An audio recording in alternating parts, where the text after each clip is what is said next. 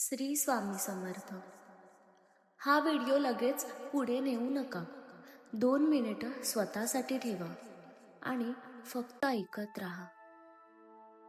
कारण काही शब्द कानासाठी नसतात, ते थेट मनासाठी असतात. नवीन वर्ष, नवीन सुरुवात, नवीन आशा. पण जर नवीन वर्षाचा पहिला दिवस गुरुवार असेल तर तो साधा दिवस नसतो. तो असतो गुरुकृपेचा दिवस, स्वामी समर्थाचा दिवस. स्वामी समर्थ नेहमी शांततेत बोलतात. आपण फक्त ऐकायला शिकलं पाहिजे. आज खूप जण असं म्हणतात, मी पूजा करते, मी नामस्मरण करते, पण तरी आयुष्य बदलत नाही. पण स्वामी म्हणतात, पूजा कमी आहे असं नाही, विश्वास कमी आहे. आणि विश्वास एका दिवसात तयार होत नाही. गुरुवार म्हणजे गुरुतत्व जाग होण्याचा दिवस आणि स्वामी समर्थ म्हणजे साक्षात गुरुतत्व. नवीन वर्षाचा पहिला गुरुवार म्हणजे संपूर्ण वर्षाचा पाया.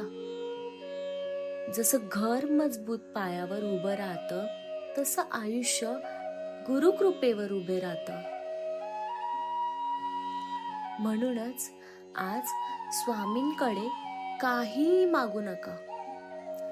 फक्त एवढंच सांगा, स्वामी माझ्या इच्छा पूर्ण करा असं नाही, पण माझं मन मजबूत करा.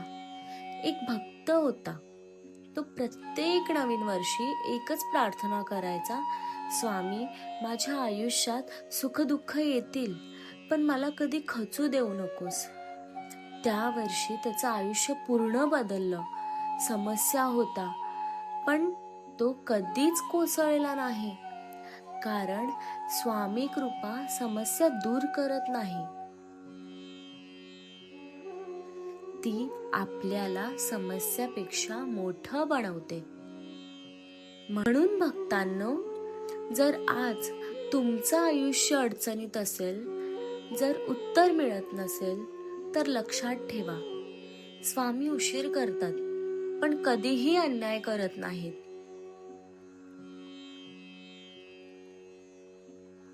या नवीन वर्षाच्या पहिल्या गुरुवारी खूप मोठी काही करायची गरज नाही.